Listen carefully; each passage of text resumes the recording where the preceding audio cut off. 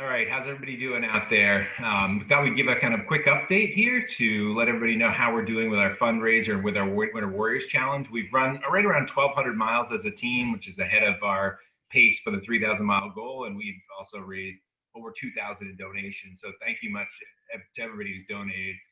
To acknowledge a few of those, we got donations from Robin St. Laurent. Thank you, Robin. Mark McClellan. Thanks, Mark. Justin Painter from the Runners Alley family. So thanks, Justin, for chipping in. Brian Watson, Kim Wilcox, Kara Sager, Anthony Balakier, who's on the team. Thanks, Anthony, for chipping in. And Mike Horacio made a second donation, so super generous. So that's cool. So one of the things we're going to do on this call is just quickly introduce Chris Ritchie, who's one of the members of the team. We'll go through a couple questions with him. So how's it going today, Chris? Good. It's going great, Matt. Thanks. Yeah. So can you just tell people briefly kind of who you are, where you're from, what you're about? Yeah. So Chris Ritchie, I'm from Stratham, New Hampshire. I've been running since probably 2003 competitively. I never raced in high school or college, but got into running with my father, Dave Ritchie, who's in his 70s, and he's been running, almost his whole life. Once I got out of college in 2005, started to jump into races with my father. So since 2003 basically. That's awesome. And would you say, fair to say, you've dialed it up since you joined the Runners Alley Racing team? Oh yeah. And joined the group of Seacoast Long Run Group runners. Yeah. To keep me honest and keep my mileage up. Sorry, go ahead. Oh yeah, no, the community of runners that we have is fantastic for making yourself feel like you're inadequate and you have to put more miles in. That's right. Yeah, and we kind of dropped the bomb the other day that you're the number 1 seed. So you have that to worry about big shoes. So I know you have made a lot of great running accomplishments. Some of them I kind of been there with you to see them. What would you say your favorite accomplishment in running is so far? Probably my first marathon experience. This is back in 2010. My father and I attended the Boston Marathon Expo with a family friend who was in town from California who was running the race, and we had always watched it on TV, but neither of us had ever done a marathon.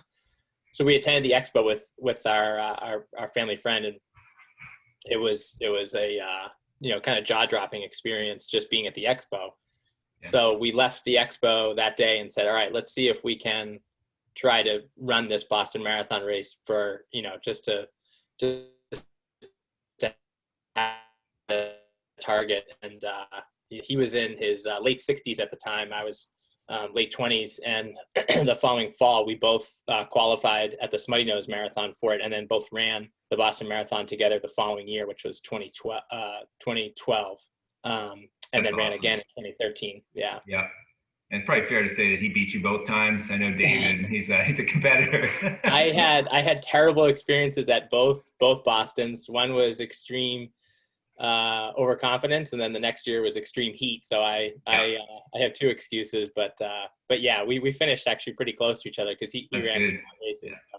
It's a rite of passage running a bad Boston Marathon. We know that.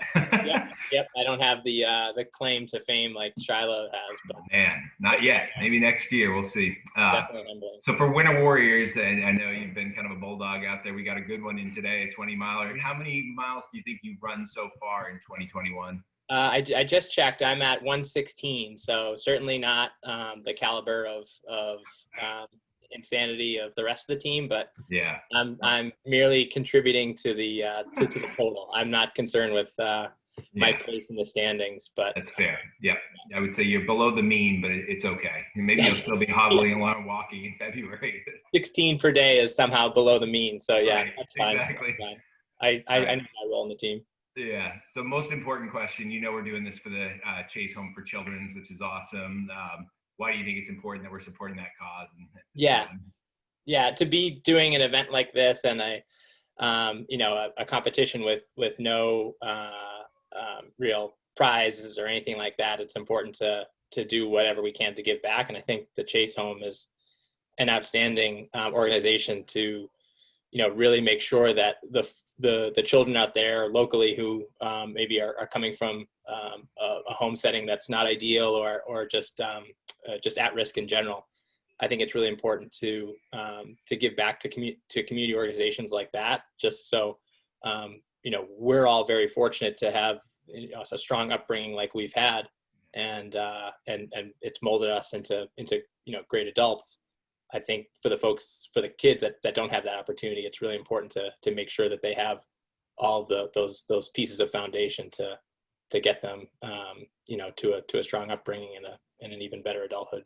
Agreed. Yeah, very well said. So yeah, hopefully this is going to do some good. Again, we're up over 2,000 donations. I hope we're going to get to that 10,000. We'll keep hammering out there. I think we know we're going to get to our 3,000 miles one way or another, even if we crawl across the finish. But it's been a good time so far.